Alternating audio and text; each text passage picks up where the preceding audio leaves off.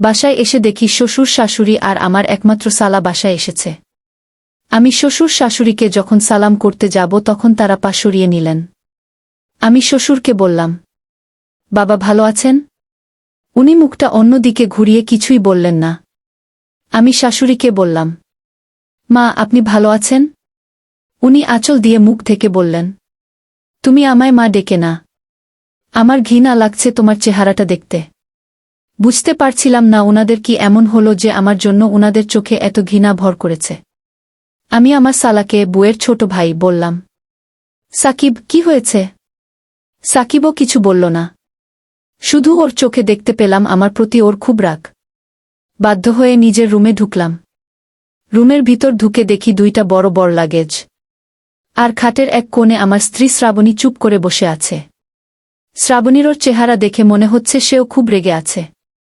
আমার প্রতি দুনিয়ার সমস্ত রাগ ওর এক চোখে আর অন্য চোখে দুনিয়ার সমস্ত ঘৃণা জমা হয়েছে। আমি ওর পাশে বসে বললাম, কি হয়েছে, তোমরা সবাই এমন করছো কেন? শ্রাবণী আমার দিকে তাকিয়ে বলল, তোমার একটা সত্যি কথাতে হয় এই সংসার ঠিকবে নয়তো ভেঙে যাবে। আমি শ্রাবণীর কথা শুনে অবাক হয়ে বললাম, মানে কি? শ্রাবণী আমাকে টেনে সবার সামনে এনে বলল, তুমি সবার সামনে সত্যিটা বলবে। তুমি কি আজ পতিতালয়ে গিয়েছিলে? কথাটা শুনে আমার বুকের ধুকধুকানি বেড়ে গেল। আমি শ্রাবণীর হাতটা ধরতে চাইলাম, কিন্তু শ্রাবণী আমার হাতটা ছেড়ে দিয়ে বলল, তুমি প্রশ্নের উত্তর দাও। আমি শ্রাবণীকে বললাম, তুমি ভিতরে চলো, আমি তোমায় সব বুঝিয়ে বলছি। শ্রাবণী চিৎকার করে বলল, আমি কিছু শুনতে চাই না। তুমি হ্যাঁ অথবা না উত্তর দাও। আমি মাথাটা নিচু করে বললাম, হ্যাঁ আমি গিয়েছিলাম। আমার কথা শুনে শ্রাবণী রুম থেকে লাগেজগুলো নিয়ে আসলো।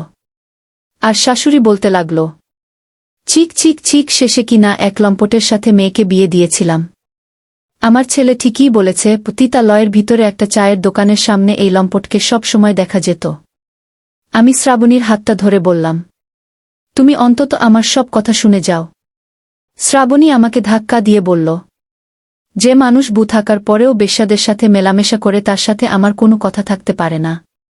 আজ 3 দিন ধরে শ্রাবণীর সাথে যোগাযোগ করার চেষ্টা করছি কিন্তু পারছি না। ওর বাসার ভিতরেও ঢুকতে পারছি না। দারোজানকে সোজা বলে দিয়েছে আমি যদি ভিতরে ঢুকি তাহলে তার চাকরি চলে যাবে। আজ শ্রাবণী ডিভোর্সের লেটার পাঠিয়েছে, আর সাথে একটা ছোট চিরকুট। আর তাতে লেখা, যদি মনে বিন্দু পরিমাণ লজ্জা থাকে তাহলে সাইনটা করে দিও, কারণ এই সাইনের জন্য আমার বিয়েটা আটকে আছে।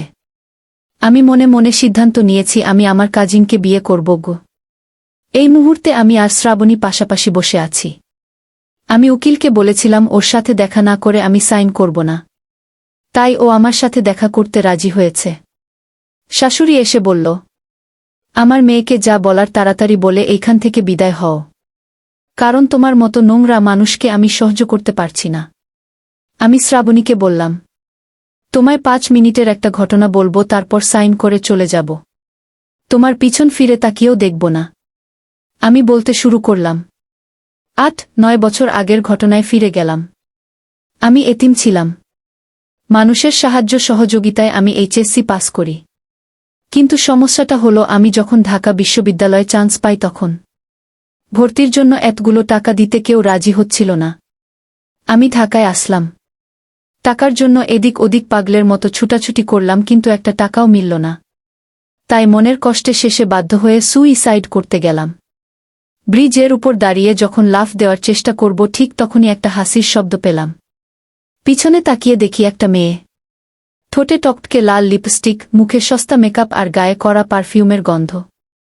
আমাকে দেখে হাসতে হাসতে বলল, লাফ দিয়ে লাভ নাই, কারণ তুই মরবি না। আমি অবাক হয়ে বললাম, নাম ব্রার কি আছে? মেয়েটা আবারও হাসতে হাসতে বলল, তোকে দেখে গ্রামের ছেলে মনে হচ্ছে, আর গ্রামের ছেলেরা সবাই সাঁতার জানে। তুই এইখান থেকে লাফ দিবি, তারপর যখন দম বন্ধ হয়ে আসবে তখন বাঁচার জন্য ঠিকই সাঁতারে পারে উঠবি।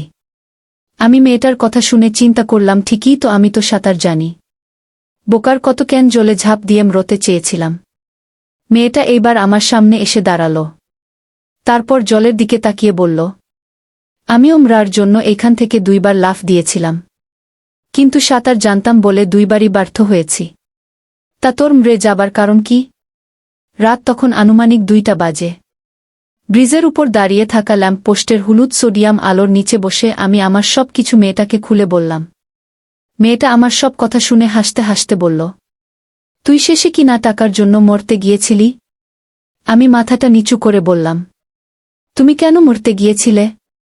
মেয়েটা বলল, প্রথমবার মরতে গিয়েছিলাম যখন নিজের সৎ বাবা আমায় ধর্ষণ করে। আর সেটা মাকে বলার পরও যখন মা বলে যা হাবার হয়ে গেছে, কাউকে কিছু বলার দরকার নেই। আর দ্বিতীয়বার মরতে গিয়েছিলাম যেদিন মা আমায় নিজের হাতে সাজিয়ে গুছিয়ে ঘুরতে নিয়ে যাওয়ার কথা বলে তার 16 বছরের মেয়েটাকে 2জন মাঝ বয়সী লোকের ঘরে রেখে চলে আসে। মেয়েটা তারপর একটা দীর্ঘশ্বাস ফেলে বলল, এখন আর মরতে ইচ্ছে হয় না। এই দুনিয়ার রং দেখতে খুব ভালো লাগে। মুখোশের আড়ালে মানুষের আসল চেহারাটা দেখতে আজকাল খুব মজা পাই। সারারাত আমার সাথে কাটানোর পর পরের দিন স্ত্রীকে হাজারটা মিথ্যা বলার কিছু পুরুষের চেহারা দেখে খুব আনন্দ পাই। তুই এই বয়সে মরিস না, তাহলে দুনিয়ার অনেক রং আর আনন্দ থেকে বঞ্চিত হবি।